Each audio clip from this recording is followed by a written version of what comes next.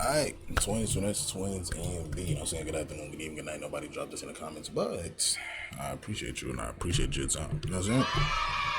You don't know what the 1900 subs. We upload every day, most of the time, twice a day. And yeah, I just think this pop up my recommended. I'm interested. So drop a like and drop a sub. Hope you're doing good. Hope you're having a good day, whatever you got going on. You know what I'm saying? And I hope you're doing good, twin. Bro. The youngins in Chicago might just be more wild than ever before. They truly have no regard for human life or any fear of consequences. In this video, we'll be telling the stories of Nah, they out there thugging with loadout though. Fuck. Or any fear of consequences. In this video, we'll be telling the stories of 3 Chiraq crashouts that gunned down cops in cold blood. Hey, that tattoo ass. Hey, who the damn? Okay. He look crazy. This is crazy. And this is crazy, like. Who did that? Nah. Before we get into the video, please be sure to like and bullshit for sure. They was on bullshit, definitely. Fuck no. The first crash out we'll be talking about is a man named Monte Morgan. On August 7th, 2021, an officer named Ella French was on patrol with 2 other officers named Officer Yanez and Officer Blas when they pulled over an SUV with expired license plates, allegedly driven by Monte's brother Eric Morgan near 63rd Street and Bell Avenue. According to prosecutors, Officer French walked to the driver's side of the vehicle and took the keys from Eric, who allegedly admitted that he had marijuana on him. He was ordered to get out of the car. The other officers ordered Monte to get out of the car, and he exited with an open drink and a cell phone in hand. He allegedly refused to set those items down and soon began struggling with the officers. As this happened, Eric tried to run and was chased by Officer Blas, while Officer Yanez continued struggling with Monte at the back of the SUV. Those 2 moved toward the open front passenger door, with Officer Yanez yelling at Monte to show his hands. As Officer French came over to assist, Monte allegedly fired multiple shots, striking both French and Yanez in the head. Damn. Officer French was rushed to the University of Chicago Medical Center, where she died. Fuck. Officer Yanez was shot multiple times. Fuck. French came over to assist, Monte allegedly fired multiple shots, striking both French and Yanez in the head. Officer French was rushed to the University of Chicago Medical Center, where she died. Officer Yanez was shot multiple times and critically wounded, but survived his injuries. He ultimately lost an eye and was left partially paralyzed. Damn. As Officer Blas attempted to handcuff Eric, he heard gunshots and then saw Monte run past. But Monte returned to the SUV and can be seen stepping over Yanez and French's bodies on the ground on video. When Officer Blas made his way back to the vehicle, Monte allegedly fired multiple shots in his direction but missed as Blas returned fire. Monte was struck but was able to flee the scene on foot before both he and his brother were taken into custody. In September 2021, Monte was indicted on 85 counts related to this incident, and in March 2022, yeah. Damn. Fuck. Shit. How many? As Blas returned fire. Monte was struck but was able to flee the scene on foot before both he and his brother were taken into custody. In September 2021, Monte was indicted on 85 counts related to this incident, and in March 2024, he was found guilty. He was sentenced to 2 life sentences without parole for first-degree murder and first-degree attempted murder. Now, on to the next crash out. Fraud is little ass. Bake this little stupid ass. And that tattoo ass. The second crash out we'll be talking about is a man named Steven Montano. On March 1st, 2023, 18-year-old Steven Montano and his 37-year-old girlfriend that he was living with in the 5200 block of South Spalding Avenue began arguing. During the argument, Steven allegedly charged with his hands outstretched at his girlfriend, who stepped out of the way to avoid being struck. Steven then threatened to get his gun. His girlfriend exited the home through a side door on 53rd Street, called 911, and reported that Stephen had a gun. As she spoke to a dispatcher, Stephen followed her. He also allegedly grabbed the phone from his girlfriend's hand, hung up on 911, and threw the phone. They continued to argue, and he went back inside the home. It was shortly after that Chicago police arrived. Two officers approached the front door of the residence and heard noise in the gangway. Prosecutors said Stephen jumped out of a window of the residence into the gangway and fled back towards the alley. An officer saw an object in Stephen's hands, believing it was a gun. Stephen encountered two neighbors in the alley and asked them if he could hide the gun in the garage the neighbors were standing in. When the neighbors indicated that he couldn't, he entered the garage they were in and fled into the backyard of a connected residence. As he made his way through other neighboring yards, the first two officers made their way into the alley, saw Stephen, and alerted other officers to his location. As Stephen continued to flee north along Spalding Avenue past Sawyer Elementary School, Officer Vasquez Lasso responded to the scene and saw the suspect. Officer Lasso got out of his squad car, chased Stephen through a gate, and entered the schoolyard area of Sawyer Elementary. Officer Lasso ordered Stephen to stop multiple times. At one point, Stephen looked back over his shoulder at the officer. He turned toward Officer Lasso while racking the slide on his pistol and pointed the gun at him. Both Officer Lasso and Stephen fired at each other. Stephen fired 5 times, and Officer Lasso was hit 3 times in the head, arm, and leg. God damn. Fuck.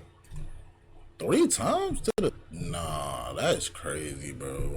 RIP to bro. RIP to everybody in this video, at least. That's crazy, though, bro. Like, damn, 3 though? Like... times, and Officer Buddy Lasso was not hit 3 times in the bullshitting. head, arm, and leg. Officer Lasso fired twice, hitting Stephen in the mouth. The shooting was shit. captured on Officer Lasso's body-worn camera. Twin went out thugging, though. Twin say, hey, he went out. He went out throwing, though. He ain't go out like no hodo on me. Hitting Stephen in the mouth. The shooting was captured on Officer Lasso's body-worn camera. Officer Lasso collapsed immediately after being shot. Stephen stumbled a few feet away into the nearby school parking lot before falling to the ground. Officer Lasso's police partner exited the squad car and approached Stephen, who still tried to walk away despite being shot. Police tased and handcuffed him. They recovered the .45 caliber handgun they said was used by Stephen in the shooting. Other officers began life-saving measures on Lasso. He was eventually taken in an ambulance to Mount Sinai Hospital, where he was ultimately pronounced dead. Stephen faces a first-degree murder charge on top of aggravated unlawful use of a weapon and opening fire near a school building. If convicted, he will most likely spend the rest of his life in prison. Now on to the final crash out of the day. Yeah, now let's see what he had going on. For the last crash out of the day, we'll be talking about a man named Darion McMillan. Initially, just before 8 p.m. on November 4th, 2024, Officer Enrique Martinez and his partner, Officer Nunez, responded to a call in the 8200 block of South Ingleside Avenue. After determining the call was unfounded, they left, but soon noticed a black Ford Escape with a Wisconsin temporary license plate double parked and blocking traffic nearby. Police found the vehicle had a fraudulent registration and a broken taillight. Officer Martinez and Officer Nunez approached the vehicle to conduct a traffic stop. Inside the vehicle were 3 individuals: a 23-year-old male driver, Darion in the front passenger seat, and a third person asleep in the back. More officers who had been dispatched to the scene initially arrived and also approached the Ford. According to police, Darion held a backpack close to his chest, ignored commands to show his hands, and eventually drew a firearm from the backpack, firing multiple rounds. The driver and Officer Martinez were struck. Officer Martinez was hit 5 times and collapsed on the side of the street. Darion pushed the wounded driver out of the vehicle and jumped into the driver's seat. Officer Brink, an assisting officer at the scene, ordered Darion out of the vehicle and grabbed his shirt in an attempt to pull him out of the vehicle. Darion put the vehicle in reverse and sped backwards toward Ingleside Avenue with the driver's door still open. Officer Brink fell to the ground while the vehicle reversed and 1 round was accidentally discharged from his gun. The driver's door of Darion's vehicle hit a parked car, leaving behind heavy damage. A short time later, Darion hit another parked vehicle at 8055 South Ingleside Avenue and fled on foot. The third individual, who was asleep in the back seat of Darion's vehicle, was still in the car. Officer Martinez was transported to the University of Chicago Hospital, where he died from his wounds. The driver, who was also wounded in the shooting, was pronounced dead at the crime scene. Surveillance footage later captured Darion attempting to evade arrest, entering a home in the 8000 block of South Drexel Avenue. A caregiver in the first floor apartment of the home saw Darion go into the kitchen wearing a white shirt, black pants, and red and white Air Jordan 4s. She claims she saw Darion go into the kitchen, open one of the drawers, and grab an item. He then tried to cut the electronic monitoring bracelet he was wearing but needed a sharper knife, so he reached for a butter knife and a cutter knife, then left the home. The caregiver called 911. Just over a minute later, he was seen running. He did what?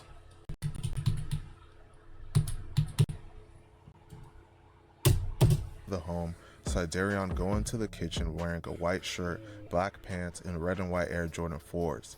She claims she saw Darion go into the kitchen, open one of the drawers, and grab an item. He then tried to cut the electronic monitoring bracelet he was wearing but needed a sharper knife, so he reached for a butter knife and a cutter knife, then left the home. The caregiver called 911. Just over a minute later, he was seen running down the alley behind the home and getting onto Maryland Avenue. Police said they found Darion in a white t-shirt with dirt marks, black pants, and red and white Jordans, walking on Maryland Avenue. He was detained and later identified as the suspect in the officer's shooting by other officers at the crime scene. Police then searched his car and found a .40 caliber firearm with a fully automatic switch on the front passenger seat. Damn. Darion is facing multiple. Not switching. Fuck.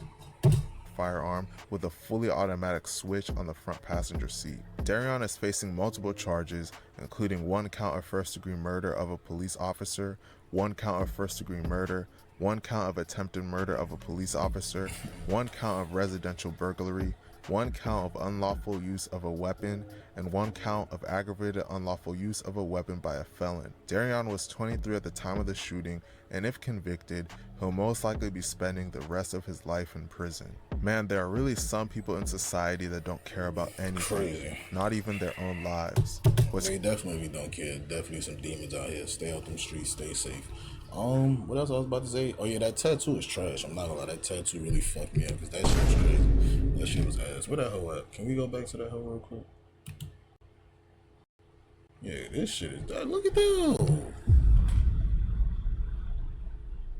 Bro, it looked like a kid did that. No bullshit. Like, it's no way a grown person did that, bro. There's no way.